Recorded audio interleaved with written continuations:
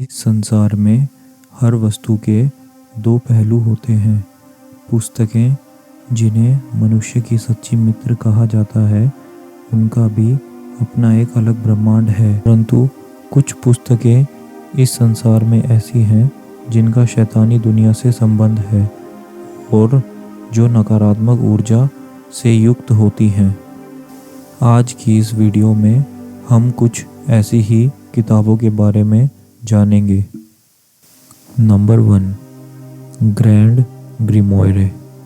Grand grimoire किताब है जिसमें राक्षसों और अन्य बुरी आत्माओं को बुलाने के लिए मंत्र और अनुष्ठान शामिल है। इसमें जादुई औषधि और मिस्र के जादुई ताबीज़ बनाने के निर्देश भी शामिल हैं। इस बुक को 3 खंडों में बांटा गया है। पहले खंड में राक्षसों को बुलाने और उन्हें नियंत्रित करने के लिए मंत्र दिए गए हैं। दूसरे खंड में धन और समृद्धि को आकर्षित करने के लिए मंत्र हैं और तीसरे खंड में बुराई से सुरक्षा के लिए मंत्र हैं। नंबर 2, एब्रामेलीन द मेज की पुस्तक। एब्रामेलीन द मेज की पुस्तक इब्राहिम ऑफ वर्म्स के नाम से जाने जाने वाले व्यक्ति की एक ऐतिहासिक आत्मकथा के रूप में लिखी गई थी। इब्राहिम एक जर्मन यहूदी था जिसके बारे में जाना जाता है कि वह 14वीं और 15वीं शताब्दी के बीच रहा था।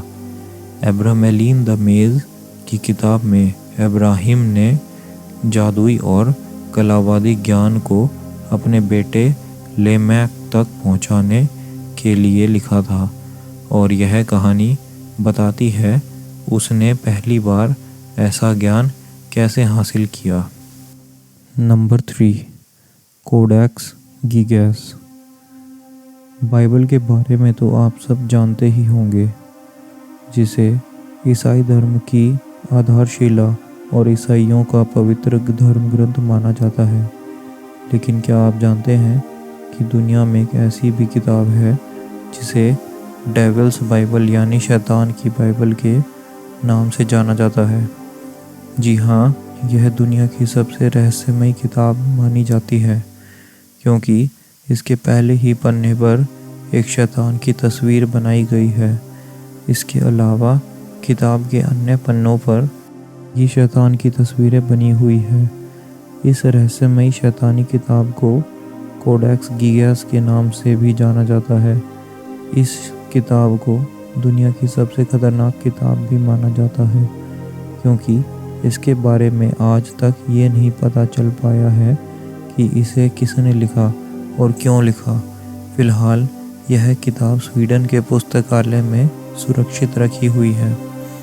यह किताब इंसानों के मन में इसलिए भी कौतूहल पैदा करती है क्योंकि इसे कागज़ के पन्नों पर नहीं बल्कि चमड़े से बने पन्नों पर लिखा गया है।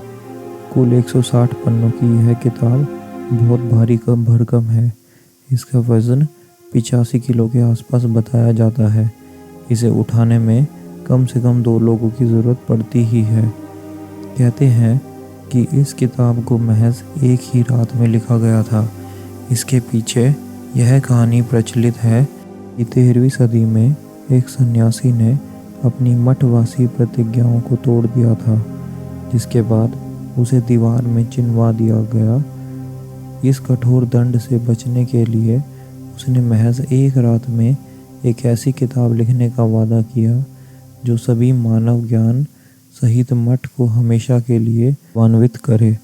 उस सन्यासी को इसकी इजाज़त दे दी गई, लेकिन कहते हैं कि आधी रात को जब उसने देखा कि वह अकेले पूरी किताब को नहीं लिख सकता, तो उसने एक विशेष प्रार्थना की और शैतान को बुलाया। उस शैतान से उसने अपनी आत्मा के बदले किताब को पूरा करवाने के लिए मदद मांगी।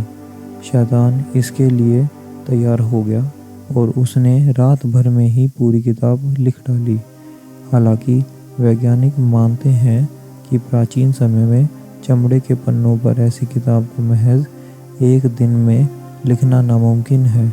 अगर दिन रात एक करके लगातार लिखा जाए तो भी इसे पूरा करने के लिए कम से कम 20 वर्ष का समय लगेगा। Number 4, Voynich manuscript. Voynich manuscript एक 240 पन्नों की रहस्यमयी किताब है, जिसके बारे में कहा जाता है कि इसे आज तक कोई नहीं पढ़ पाया। इतिहासकारों के मुताबिक यह रहस्यमयी किताब 600 साल से भी अधिक पुरानी है। कार्बन डेटिंग से पता चला है कि इसे 15वीं सदी में लिखा गया है। इस किताब को हाथ से लिखा गया है, लेकिन क्या लिखा हुआ है और कौन सी भाषा में लिखा हुआ है, यह आज तक कोई नहीं समझ पाया है। यह किताब एक अनसुलझी पहेली की तरह है। इस किताब में इंसानों से लेकर पेड़ पौधों तक के कई चित्र बनाए गए हैं। वॉयनिक मैन्युस्क्रिप्ट नामक इस किताब में सबसे हैरान करने वाली बात यह है कि इस किताब में कुछ ऐसे भी पेड़ पौधों के चित्र बनाए गए हैं जो धरती पर मौजूद किसी भी पेड़ पौधे से एकदम मेल नहीं खाते हैं। इस किताब का नाम वॉयनिच मैन्युस्क्रिप्ट इटली के एक बुक डीलर विल्फ्रेड वॉयनिक के नाम पर रखा गया है। माना जाता है कि उन्होंने इस रहस्यमयी किताब को साल 1912 में कहीं से खरीदा था। कहा जाता है कि इस रहस्यमयी किताब में कई पन्ने हुआ करते थे, लेकिन समय के साथ इसके कई पन्ने खराब हो गए। फिलहाल इसमें सिर्फ 240 पन्ने ही बचे हैं।